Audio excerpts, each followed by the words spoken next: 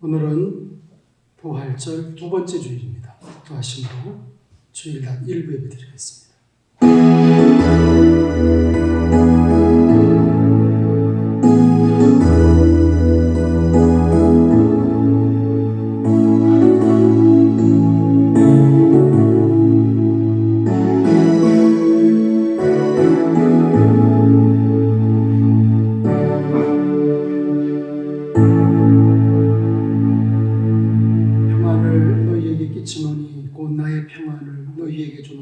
내가 너희에게 주는 것은 세상이 주는 것과 같이 아니하니라.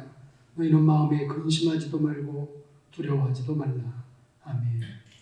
모두 기립하셔서 70장 찬송 드리겠습니다.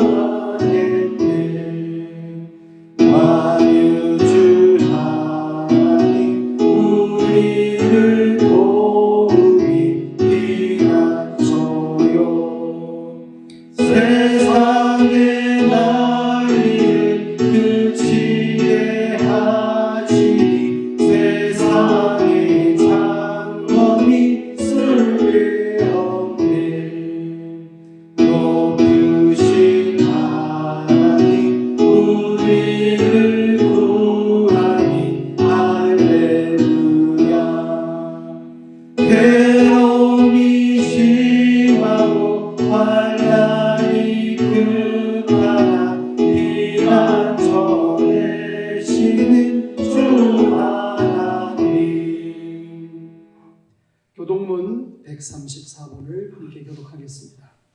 내가 받은 것을 먼저 너희에게 전하였느니 이는 성경대로 그리스도께서 우리 죄를 위하여 죽으시고 장사 지낸 바 되셨다가 성경대로 사흘 만에 다시 살아나사 게바에게 보이시고 후에 12제자에게와 그 후에 500여 형제에게 일시에 보이셨나니 그 중에 지금까지 대다수는 살아있고 어떤 사람은 잠들었으며 그 후에 야고보에게 보이셨으며 그 후에 모든 사도에게와 맨 나중에 만삭되지 못하여 난 자 같은 내게도 보이셨느니라. 그리스도께서 만일 다시 살아나지 못하셨으면 우리가 전파하는 것도 헛것이요 또 너희 믿음도 헛것이며 만일 그리스도 안에서 우리가 바라는 것이 다만 이 세상의 삶뿐이면 모든 사람 가운데 우리가 더욱 불쌍한 자이리라. 그러나 이제 그리스도께서 죽은 자 가운데서 다시 살아나사 잠자는 자들의 첫 열매가 되셨도다. 아멘. 사도신경으로 우리의 믿음을 고백하겠습니다. 전능하사 천지를 만드신 하나님 아버지를 내가 믿사오며 그 내 아들 우리 주 예수 그리스도를 믿사오니 이는 성령으로 잉태하사 동정녀 마리아에게 나시고 본디오 빌라도에게 고난을 받으사 십자가에 못 박혀 죽으시고 장사한 지 사흘 만에 죽은 자 가운데서 다시 살아나시며 하늘에 오르사 전능하신 하나님 편에 앉아 계시다가 저리로서 산자와 죽은 자를 심판하러 오시리라. 성령을 믿사오며 거룩한 공예와 성도가 서로 교통하는 것과 죄를 사하여 주시는 것과 몸이 다시 사는 것과 영원히 사는 것을 믿사옵나이다. 아멘.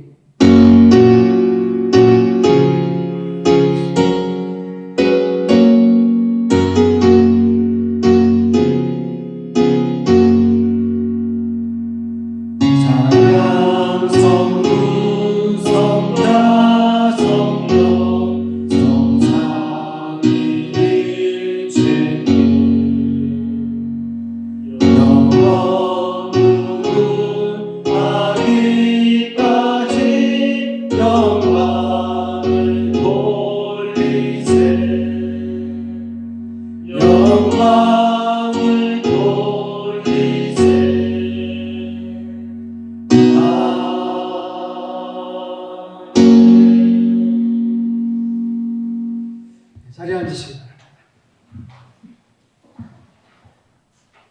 사랑해 주님 감사합니다. 지난 한 주간도 주님의 크신 사랑과 은혜 가운데 주님께서 특별히 우리 신평교회를 죄악이 가득한 세상에서 지켜보아 주셨다가 오늘 주님의 거룩한 성일을 맞아 온 정성으로 주일 예배를 드릴 수 있게 하심을 감사드립니다. 우리가 세상에 살면서 입과 행동으로 지은 죄가 수없이 많음을 고백합니다. 주님 용서하여 주시옵소서. 지금은 전 세계가 코로나19로 인하여 사망과 공포에서 온 세상을 뒤엎는 가운데 있습니다. 이 위기를 슬기롭게 은혜롭게 잘 극복하여 더욱더 단단해지고 담대해지는 주님의 큰 성령 충만을 주시옵소서. 이럴 때일수록 더 많은 기도와 찬양을 해야 함에도 불구하고 사회적 거리두기를 비롯한 사회적 제약이 많이 있어 녹록한 현실입니다. 그렇지만 우리 믿는 자들은 더욱더 기도와 찬양에 힘써야겠습니다. 또한 이번 사회를 통하여 사회로 총선을 통하여 자유민주주의 시장경제를 회복시켜 주시고 선출된 의정자들 의롭게 정의롭게 이 나라를 위해 희망찬 미래를 위해 더욱더 열심히 일하며 이 나라를 안정되게 풍요롭게 하여 주시옵소서. 사랑의 하나님, 이 시간 주님께서 세우신 담임 목사님께서 생명과 같은 축복의 말씀을 증거하실 때 그 말씀에 성령님께서 함께 하셔서 성령의 능력을 더하여 주시옵소서. 목사님의 입술을 통하여 선포되는 말씀이 오직 살아계신 하나님의 말씀과 영광만이 나타나는 귀한 시간 되게 하여 주시옵소서. 지금은 시작하는 시간입니다. 마치는 시간까지 함께하여 주셨고 우리를 죄악 가운데서 보내주신 예수님의 이름으로 감사하며 기도드립니다. 아멘.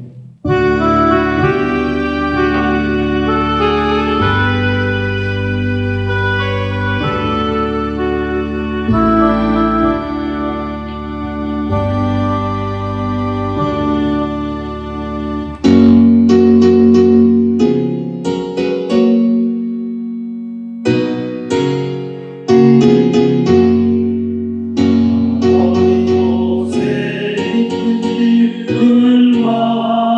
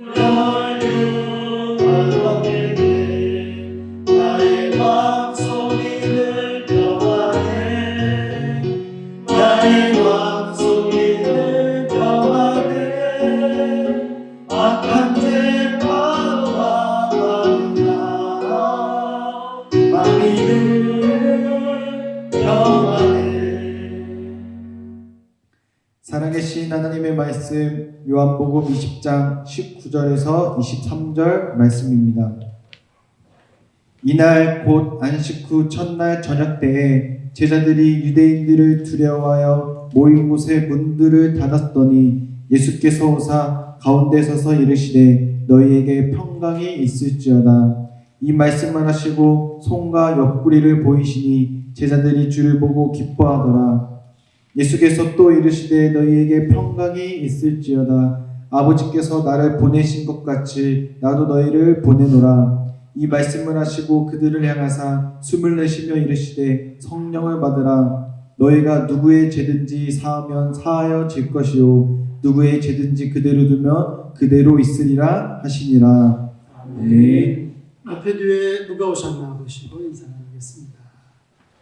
얼굴이 반밖에 안 보이지만 역사적으로 위대한 일을 하신 분이 세상을 떠나시면서 남긴 말 길이 기억됩니다. 또 큰 일을 하고 몰려드는 기자들에게 한마디 한 거, 그거 역시 또 오래도록 사람들의 머리에 기억이 됩니다. 이분이 누군지 아시죠? 2002년 월드컵에서 우리 한국 축구를 세계 4강에 올려놓으신 저분이 덴마크 사람인가요? 네덜란드 사람인가? 네덜란드? 네, 네덜란드 출신이죠. 예. 히딩크 감독입니다. 네. 우리나라가 그 4강 되었을 때 기자들이 달려들어서 인터뷰를 했어요. 그때 저분이 무슨 말을 하셨느냐면은 저는 아직도 배고픕니다. 예, 그런 말을 했어요. 기억나십니까? 죽었다가 살아난 사람이 무슨 말을 했다. 관심이 좀 가지요, 그죠? 사람이 어떻게 죽었다가 살지? 그런데 무슨 말을 했을까? 궁금하지 않겠습니까? 우리 예수님 죽으시고 3일 만에 다시 살아나셨습니다. 그리고 예수님이 4마디 말씀을 하셨어요. 2020년 부활절을 맞았습니다. 지난 주일 부활절 첫 번째 부활주일을 보내고 다시금 부활절 두 번째 주일을 맞았는데요. 매주일, 앞으로 매주일 저는 부활하신 예수님께서 하신 말씀 4마디 말씀을 한 주에 한 마디씩 상고하면서 은혜를 나누려고 합니다. 자, 우리 예수님은 무서워서 숨어있는 제자들에게 나타나셔서 제일 먼저 말씀하셨습니다. 너희에게 평강이 있을지어다. 2차 세계대전이 끝나고 사람들에게 물었습니다. 무엇이 가장 필요합니까? 한결같이 평화를 외쳤습니다. 지금도 마찬가지일 거라고 생각을 합니다. 제자들은 예수님을 잡아 십자가에 잔인하게 죽인 무리들이 자기들도 잡아 죽일 거라고 그렇게 생각을 하면서 두려워서 벌벌 떨고 있었습니다. 그때 예수님이 문이 잠겼는데도 불구하고 들어오셨습니다. 자, 이미 우리 예수님의 몸은, 우리 예수님의 영은 죽음을 초월하고 형상을 초월하고 시공을 초월하는 신령한 몸이 되었다고 말씀드렸죠. 두려워하는 제자들에게 제일 먼저 하신 말씀이 뭐예요? 너희에게 평강이 있을지어다. 이 말씀이었습니다. 부활의 주님과 더불어 평강이 넘치시기를 바랍니다. 평강을 누리려면 어떻게 해야 될까요? 하나님께서 우리에게 어떠한 상황 속에서도 평강을 누릴 수 있는, 얻을 수 있는 길을 가르쳐 주셨습니다. 그 첫 번째는 예수님께로 오면 됩니다. 인생이 진정한 평강을 얻으려면 참된 안식과 평안을 주시는 예수님께로 오면 돼요. 수고하고 무거운 짐진 자들아 다 내게로 오라. 내가 너희를 쉬게 하리라. 평안을 너희에게 끼치노니 곧 나의 평안을 너희에게 주노라. 자, 우리 인생은 하나님을 떠나 죄에 빠져 원수 마귀 사단에게 붙들려서 고통의 문제, 저주의 문제, 질병의 문제, 죽음과 심판의 문제에 대한 두려움으로 참 안식, 참 평안을 잃고 살아갑니다. 자, 이 심각한 문제에서 우리 인생들을 구원하시기 위해서 하나님께서는 독생자를 보내셨습니다.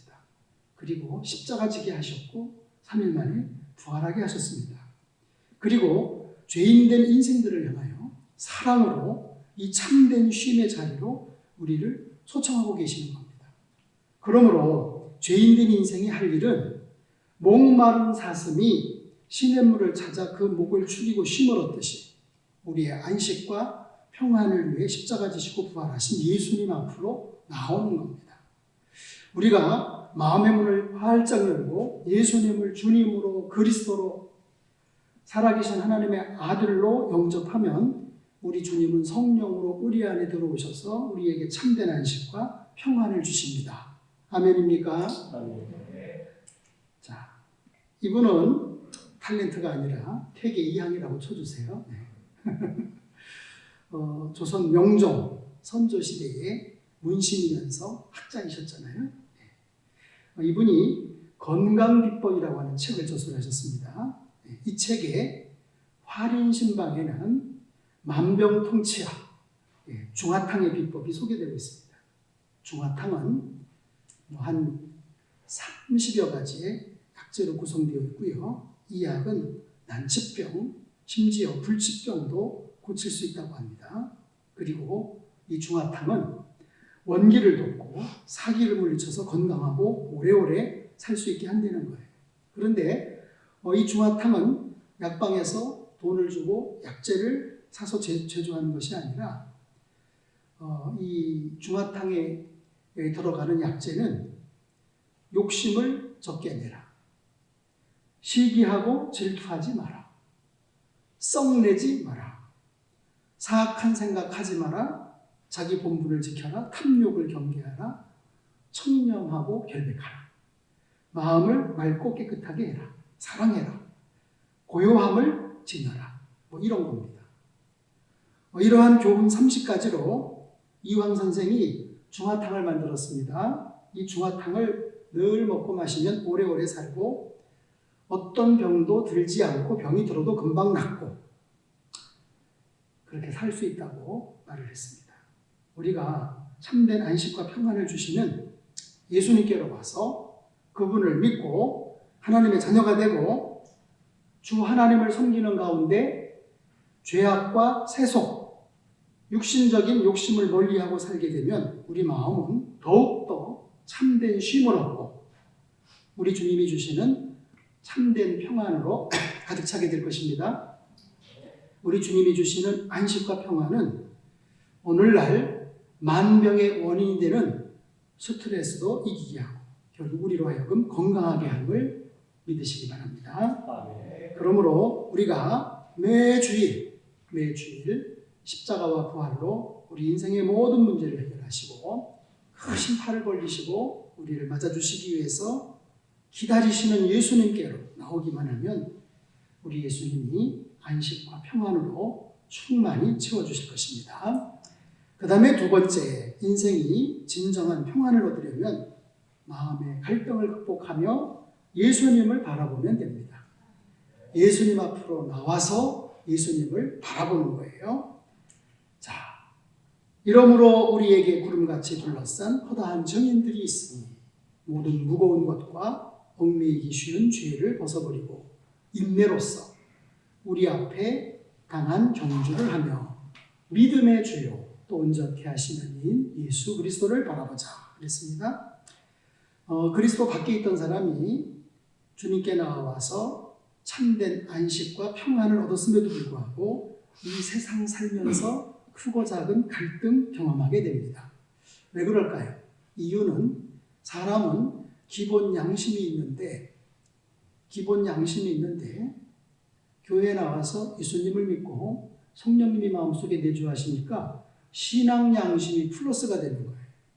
기본 양심이 있는 데다가 신앙 양심까지 더해지니까 예수님을 안 믿고 살 때, 교회 안 나오며 살 때는 정말 아무렇지도 않게 하던 일들이 교회 나와서 보니까 신앙생활하면서 보니까 마음이 자꾸 걸리는 거예요.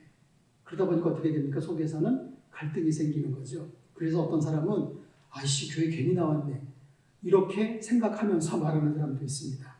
그러나 마음에 갈등이 생긴다는 것은 예수님을 구주로 믿고 교회에 나와서 신앙생활을 하다 보니까 마음에 갈등이 생기더라. 이거는 하나님의 자녀가 되었다는 증거입니다. 증거. 예수님 안 믿고 구원받지 못했더라면 아무런 갈등이 없었을 거예요. 양심은 죽어 있어요. 마귀와 죄악이 지배하는 사람에게 무슨 갈등이 있겠어요?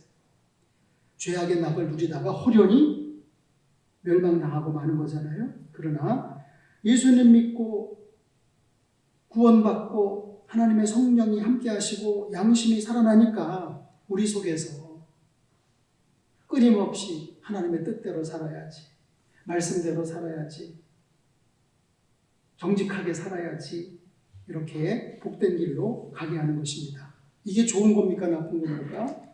이게 좋은 거죠. 그러므로 예수님께 나온 우리는 어떻게 보면 이 세상 떠날 때까지 마음에 갈등 어쩔 수 없이 존재한다는 것 기억하시기 바랍니다.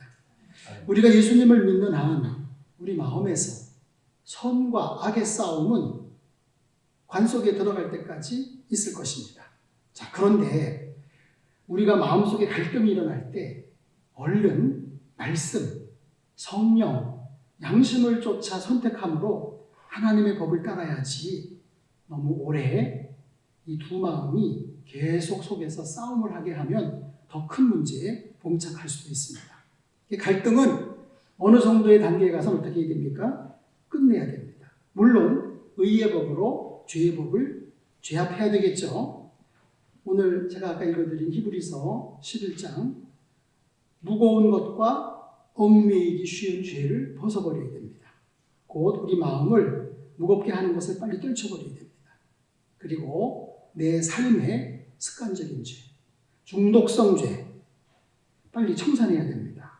그렇지 않으면 우리 마음은 늘 출렁거리는 파도와 같이 되어서 하나님이 응답을 하실 수 없게 됩니다. 말씀에 찔림을 받는 것도 어쩌다가 한두 번이어야지 노상 말씀에 찔림을 받고 돌이키지 않는다면 하나님도 교회도 자꾸 싫어지는 거예요. 자, 하나님의 응답이 없는 신앙생활에 또 무슨 재미가 있겠습니까? 오로지 마음을 하나님을 향하여 만들 때, 곧 우리 앞에 있는 믿음의 경주를 하며 예수님을 오로지 바라볼 때 우리 마음의 안식과 평안을 유지하면서 하나님의 응답을 체험할 수 있습니다. 그렇게 되시기 바랍니다. 그 다음에 세 번째 갈등을 잘 극복해야 된다고요. 그 다음에 세 번째, 인생이 진정한 평강을 얻으려면 이해와 용서에 예수님의 마음을 품으면 됩니다.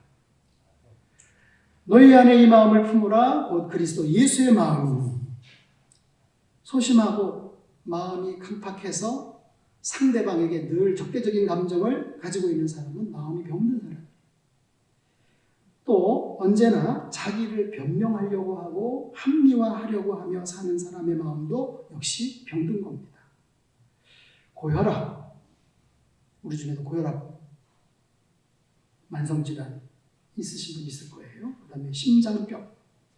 고혈압, 심장병 환자들의 공통점이 있는데 꼭 그런 건 아니지만 그렇다고 해서 나는 미워하는 사람도 없는데 왜 그거 아니에요. 고혈압, 심장병 환자들의 공통점이 있는데 그 마음에 미움이 가득하다. 미움.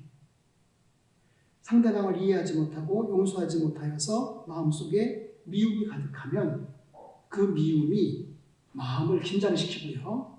그로 인해서 혈압이 오고 심장 발작을 초래한다는 것입니다. 그 외에도 우리 현대인들이 앓고 있는 70%의 병이 마음을 지배하는 잘못된 것들, 미움, 원망, 두려움, 공포, 근심 이런 것들에 의한 거라. 그렇게 의학계에서는 밝히고 있습니다. 자, 그러므로 우리가 마음의 안식과 평안을 누리면서 건강하게 살기 위해서 우리 마음속의 모든 사람에 대한 이해와 용서가 자리 잡아야 할 것입니다. 그런데 누가 몰라요? 다 알죠. 그런데 사람의 힘으로는 이 이해와 용서가 참으로 힘듭니다. 힘들어요. 그래서 성경은 우리에게 이해하면서 용서하며 살 수 있는 길을 가르쳐주고 있습니다. 그게 바로 뭡니까? 저 말씀입니다. 너희 안에 이 마음을 품으라. 곧 그리스도 예수의 마음이. 예수님의 마음을 품으려는 거예요. 예수님은 이 땅에 사시면서 한 번도 이해 못하고 용서 못해서 속을 부글부글 끓인 적이 없어요. 예수님의 넓고 깊은 마음은 멸치 같은 사람도 고래 같은 사람도 다 품는 거예요. 사람 같지 않는 사람도 심지어 품는 거예요. 이 예수님의 마음은 한마디로 겸손한 마음이에요. 제가 마틴 루터라고 하는 영화를 봤어요. 예. 이분은 배우인데 실제 마틴 루터 사진은 아니고요. 이 마틴 루터가 무슨 말을 했냐면요. 내가 예수님을 배운다고 말할 때 그것은 이적을 베푸신 능력을 배우는 것이 아니라 그분의 겸손을 배우는 것입니다. 이런 말을 했습니다. 우리는 모두 겸손하신 예수님의 마음을 배워야 됩니다. 자, 그러면 예수님의 겸손한 마음은 구체적으로 어떤 마음일까요? 그는 근본 하나님의 본체시나 하나님과 동등됨을 취할 것으로 여기지 아니하시고 뭡니까? 예수님의 마음은 자발적으로 하나님과의 동등됨을 포기하는 마음이에요. 오히려 자기를 비워 종의 형체를 가져 사람들과 같이 되셨고 더 나아가 우리 예수님의 마음은 우리를 너무너무 사랑하시기 때문에 자기를 비우고 종이 되어서 섬기는 마음이에요. 사람의 모양으로 나타나사 자기를 낮추시고 죽기까지 복종하셨으니 곧 십자가에 죽으십니다. 결국 예수님의 마음은 자기를 낮추사 십자가에 죽기까지 복종하시는 마음이었습니다. 자, 이 예수님의 마음을 많이 잘 배운 분이 계셔요. 그분이 바로 누구라고 생각하십니까? 사도 바울이라고 생각합니다. 그러니까 사도 바울이 조금 전에 읽어드린 빌립보서에서 말씀해서 그런 말씀하시죠.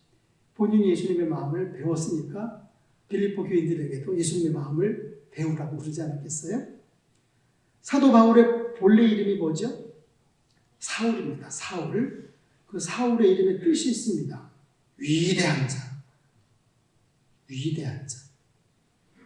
얼마나 높아지길 원했고 대단한 사람이 되기를 원했는지 그 이름에서 알 수 있죠. 그렇죠? 사울. 나는 대단한 사람 될 거야. 나는 높아지는 사람 될 거야. 굉장히 교만했잖아요. 사도 바울이 사울이었을 때 굉장히 교만했잖아요. 이기적이었잖아요. 편협한 사람이었잖아요. 율법으로 아주 그냥 똘똘 뭉친 사람이었어요. 그래서 한 사람도 품을 수가 없었습니다. 예수님 믿는 사람들 다 잔멸하려고 했습니다. 스데반 집사를 죽이는데 동참을 했습니다. 그러나 저분이 회개하고 예수님의 마음을 품습니다. 대양 같은 넓은 마음을 소유하게 되었습니다. 이름도 바꿉니다. 바울로 바꿉니다. 그러면 사울은 위대한 자라는 뜻이면 바울은 그 이름의 뜻이 뭘까요? 난 지극히 작은 자, 죄인 중에 괴수. 바울은 작은 자라는 뜻입니다. 지극히 작은 자라는 뜻입니다. 얼마나 겸손해졌습니까? 그리고 정말 눈물과 겸손으로 양떼들을 품고 섬겼습니다. 유대인을 구원하기 위해서는 자기는 유대인의 종이 되겠다는 거예요. 이방인들을 구원하기 위해서는 자신은 이방인의 종이 되겠다는 거예요. 자기의 특권, 자존심 다 버리고 여러 사람의 여러 모양이 되었습니다. 로마 감옥의 두 번째 투옥이 되어서 이제 마지막 죽음을 앞두고 있었을 때 많은 사람들이 사도 바울을 배반하고 떠납니다. 우리 같으면 하고 배신감을 느끼면서 힘들어 할 수도 있었을 텐데 사도 바울의 마지막 서신이 디모데 후서잖아요. 거기에 보면 나와 함께한 자가 하나도 없고 다 나를 버렸다. 그러나 그들에게 허물을 돌리지 않기를 원한다. 그런 고백을 합니다. 겸손한 고백을 합니다. 실로 예수님의 마음을 품을 때 위대한 사람이 될 수 있는 줄로 압니다. 자, 그러면 예수님의 이와 같이 낮아짐을 통해 우리가 누리게 된 은혜가 뭘까요? 가장 먼저는 죄와 죽음의 문제를 해결받았습니다. 죄에서 해방이 되어서 영생을 얻고 하나님의 나라에 들어가게 되었습니다. 예수님이 그 엄청난 영화와 권세를 포기하셨기 때문에 우리는 삶의 의미와 가치를 찾았습니다. 예수님이 가난과 슬픔의 종이 되셨기 때문에 우리가 진정 부여와 기쁨을 누리게 되었습니다.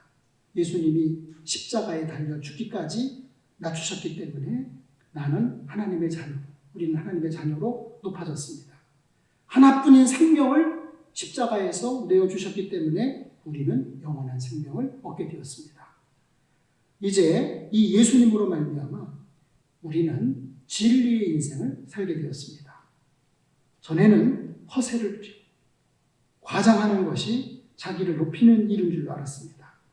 2등은 지는 거, 1등만이 이긴 거라는 모토를 붙잡고 어찌됐든지 최고가 되기 위해서 동분서주했습니다. 그러나 이제는 다투기보다 사랑하고 남을 밟고 올라서기보다 세워주고 바득바득 이기려고 우기는 것이 아니라 양보하고 내 것 다 챙기려고 하는 것이 아니라 손해보고 희생하는 것이 예수님의 마음이고 행복이고 기쁨인 것을 알게 되었습니다. 내 의지로 할 수 없을 때 십자가에 죽기까지 복종하신 예수님의 마음을 품음으로 한계가 없는 생활을 할 수 있게 되었습니다. 분명한 표대가 없었어요. 그러나 예수님의 마음을 품음으로 우리는 삶의 목적, 삶의 방향이 정해졌습니다. 이렇게 진리 되시는 예수님에게 우리는 감사와 찬양을 드릴 수밖에 없습니다. 우리도 이 예수님의 겸손한 마음을 배워서 끝까지 이해하고 무조건 용서하게 되면 우리 마음에 참 안심, 참 평안, 누림은 물론 우리를 통해서 많은 사람들이 예수님을 믿게 되는 전도와 구원의 역사가 일어날 줄로 믿습니다.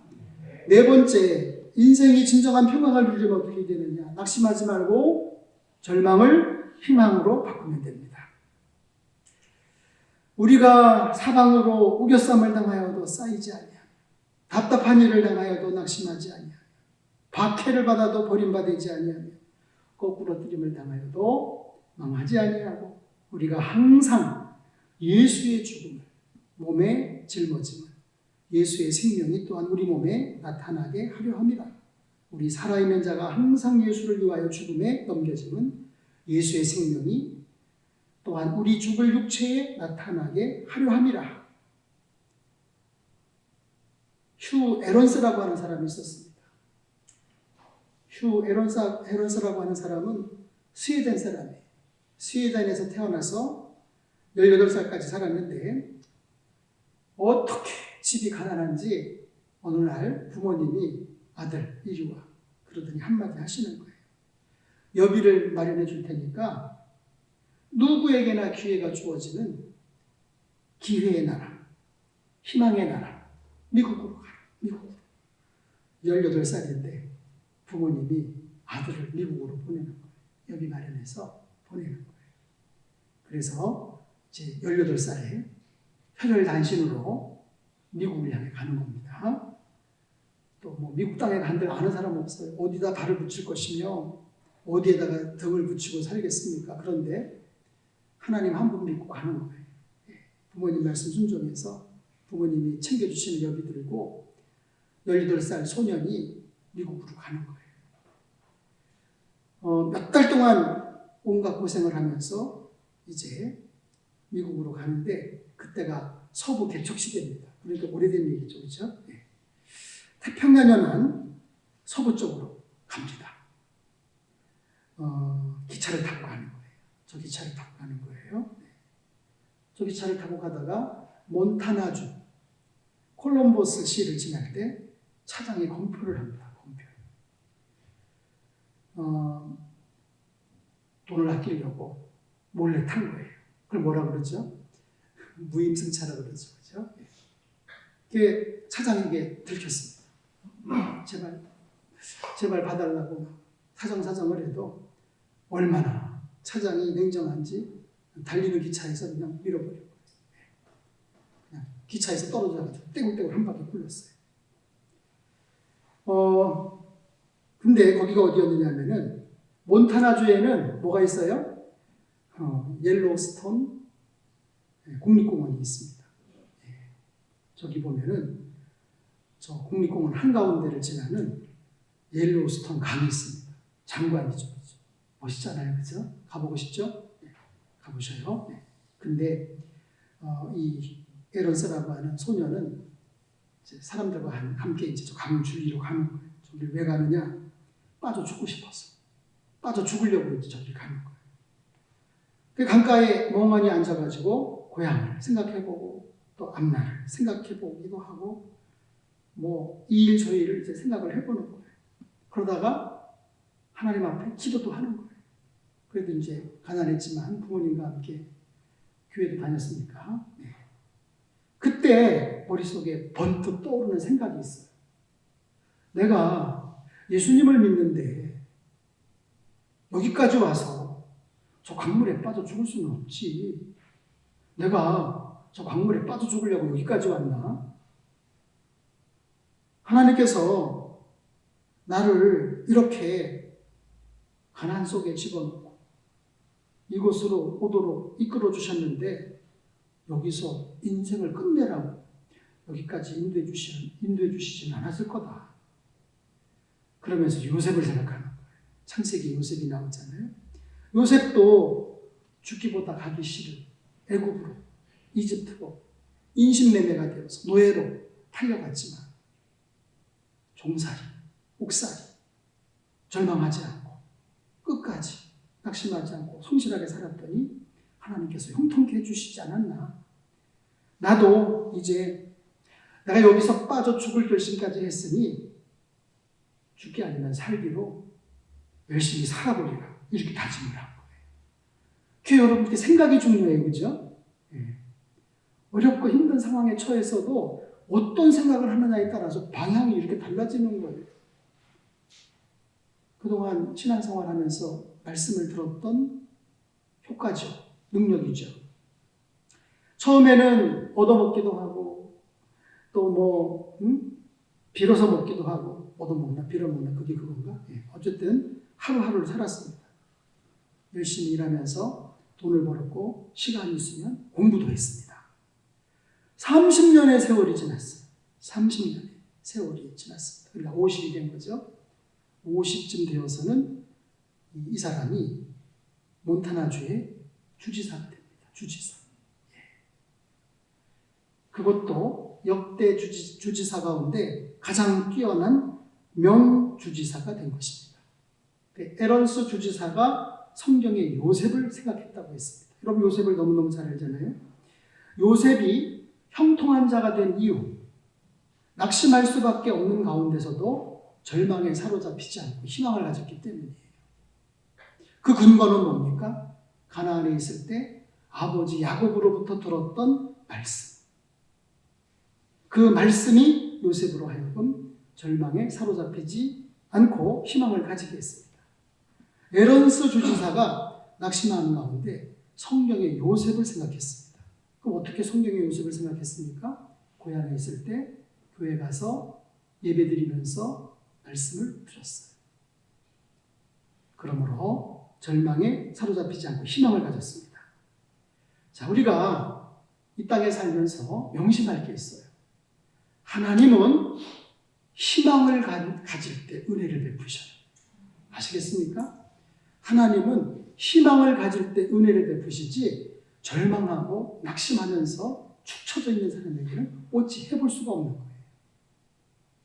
하나님이 은혜를 베푸시면 어떻게 됩니까? 용기를 다해서 열심히 성실히 살게 됩니다. 그래서 여러분 희망을 가지려는 게 너무너무 중요한 거예요. 그렇게 되시기 바랍니다. 우리는 어떤 형편과 처지에 놓여도 희망을 놓으면 안 되는 거예요. 희망을 가져야 됩니다. 안식과 평안을 줍니다. 그러니까 승리하게 되는 거죠. 자, 마지막 인생이 진정한 평안을 얻으려면 어떻게 될까요? 근심과 염려를 예수님께 맡기면 됩니다. 네. 너희 염려를 다 주께 맡기라. 이는 그가 너희를 돌보십니다. 아무것도 염려하지 말고 다만 모든 일에 기도와 간구로 너희 구할 것을 감사함으로 하나님께 아뢰라. 우리가 안식과 평안을 주시는 주님께로 와서 참 안식과 평안을 얻고 마음의 갈등을 극복하면서 주님 바라보고 이해와 용서의 예수님의 마음을 품고 낙심 중에도 예수님의 말씀을 생각하는 가운데 절망에 사로잡히지 않고 희망을 가지고 산다지만 계속해서 우리 앞에 펼쳐지는 새로운 상황이 우리로 하여금 마음의 근심, 생각의 염려, 끊임없이 하게 합니다. 자, 이것은 마치 뭐와 같으냐? 우리가 저녁에 집에 들어가서 목욕하고 그 다음날 세수하고 출근을 합니다. 그런데 저녁에 돌아오면 어떡합니까? 또 씻어야 되죠. 또 얼굴을 씻어야 되고 손발을 씻어야 돼요. 이거하고 같은 이치입니다. 이 염려와 근심은 끊임없이 우리 영혼에 달라붙는 먼지와 같은 거예요. 어제 세안을 했어요. 깨끗하게 세안을 했어요. 저녁쯤 되면 어떻게 됩니까? 거무튀해지는 거예요. 저는 개인적으로 놀라는 사실은 저는 세안할 때마다 이게 뭡니까? 이렇게 싹 밀어주거든요. 그럼 막 나와 뭐가. 그래서 아니 어떻게 매일 씻는데 매일 나오냐? 신기한 거예요. 신기한 거예요. 각질이라 그러나 뭐라 그래요. 때죠, 때. 예. 아무튼 이게 이제 염려와 근심을 우리가 이렇게 생각을 하셔야 되는 거예요. 지난주에 말씀에 은혜 받고 기도해서 성령 충만해서 염려와 근심이 다 사라졌어요. 한 주간 살면서 또 달라붙어요. 또 근심이 달라붙고 염려가 달라붙어요. 그런 거라고요. 예. 근데 우리가 신앙생활 하면서 마음의 근심, 생각의 염려에 대한 태도와 자세를 바로 해야 됩니다.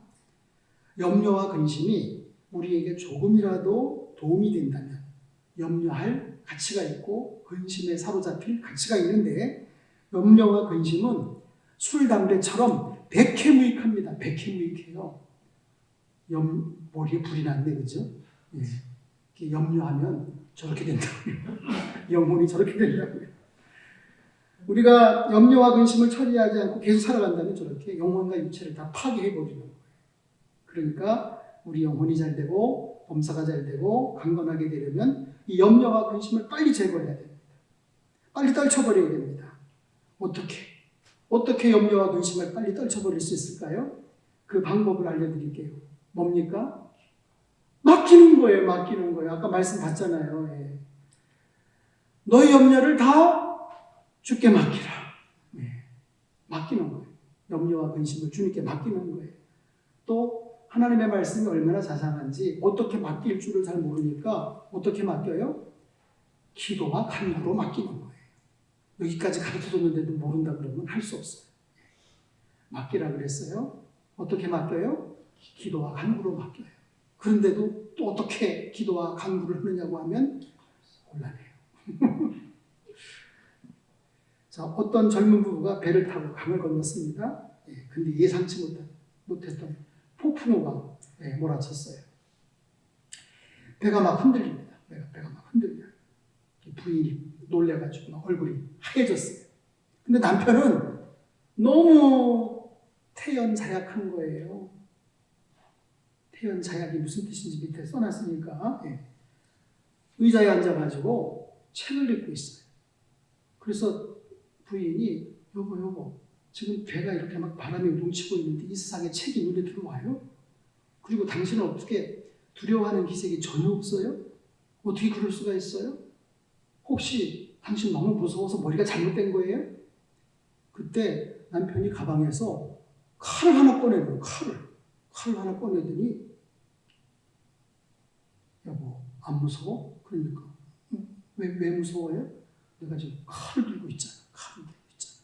그러니까 아니 당신이 칼을 들고 있는데 내가 왜 무서워요? 당신이 강도면 내가 무섭지. 내 남편인데 나를 사랑하는 남편인데 당신이 그 칼 가지고 나를 어떻게 하겠어요? 혹시 어떻게 한들 사랑하는 남편의 손에 죽으니까 행복하지 뭐 하고 막 웃는 거예요. 남편이 칼을 손에 다시 가방에다 집어넣으면서 이런 말을 했어요. 당신 말 잘했는데 강도의 손에 칼이 들려 있으면 우리가 벌벌 떠봐야 되지. 그런데 지금 이 폭풍우가 마귀의 손에 붙들려 있다면 우리가 벌벌 떨어야 되는데 이 폭풍우조차도 우리 하나님의 손에 들려 있으니 하나님의 손에 잡혀 있으니 우리 염려할 필요 없네요. 우리 걱정할 필요 없네요. 그런 말을 했대요. 이해가 되십니까? 네. 그러니까 다 주님의 손에 있다. 칼이 남편의 손에 있을 때 부인이 무서워할 필요가 없어요. 폭풍우가 마귀의 손에 붙잡혀 있다면 우리가 무서워 떨어야 되지만 하나님의 손에 붙잡혀 있다면 우리가 무서워 떨 필요가 없잖아요. 코로나가 마귀 손에 붙잡혀 있다면 우리가 무서워 떨어야 되는데 코로나조차도 하나님의 손에 붙들려 있다면 우리가 무서워 떨 필요가 없죠. 맞습니까? 아멘. 네. 우리가 사는 이 세상에 일어나는 어떤 일 다 하나님 손에 잡혀 있어요. 전지전능하신 하나님이 다 주관하십니다. 여러분 믿습니까? 아멘. 저는 믿습니다.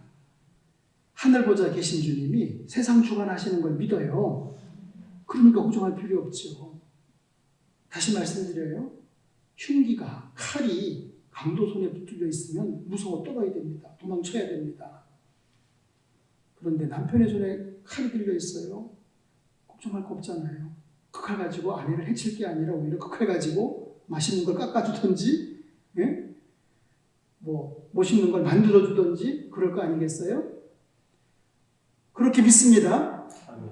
코로나가 하나님의 손에 달려있다면, 붙잡혀 있다면 하나님은 이 코로나를 통해서도 뭔가 우리에게 좋은 거 주시는 하나님이시다.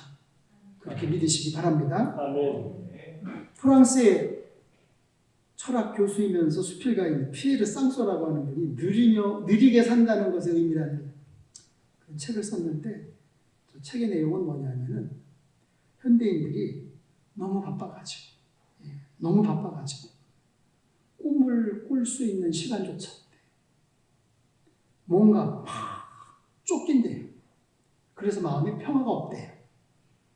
철학자 얘기지만 전혀 틀린 얘기는 아니에요.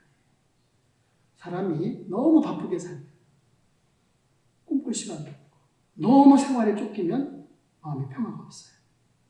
마음에 평화가 없는 사람은 자신의 내면의 소리를 들을 수가 없어요.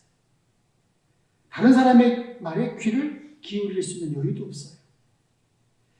하나님의 세미한 음성을 들을 수가 없습니다. 부활하신 예수님은 제자들에게 평강을 주셨습니다. 부활의 주님이 주시는 평강이 여러분들에게 강물처럼 흐르기를 바랍니다. 아멘. 찬송 드리겠습니다.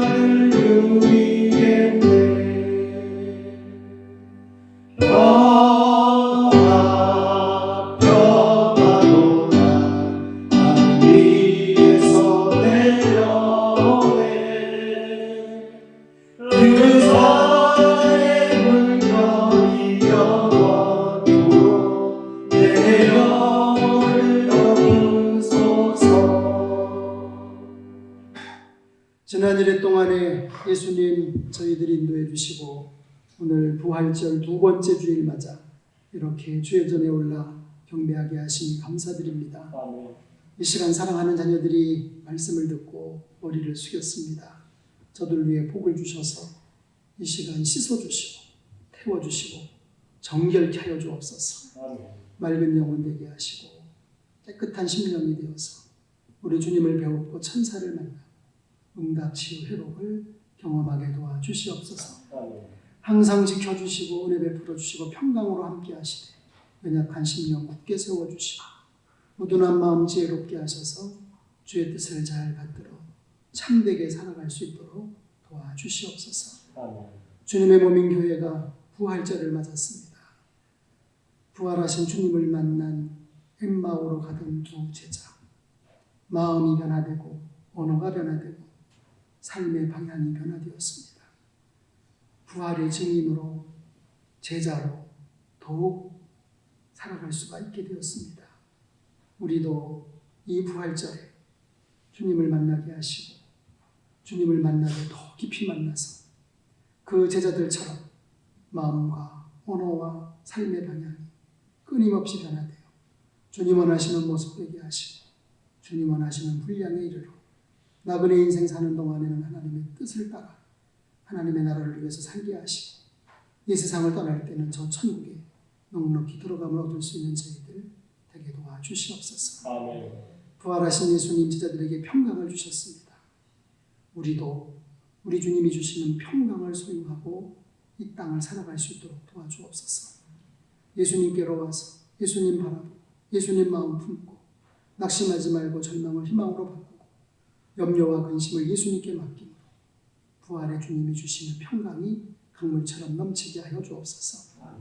이 시간 사랑하는 자녀들이 마음 다해 뜻 다해 정성 다해 허락하신 물질을 구별하고 성별하여 예물로 드립니다.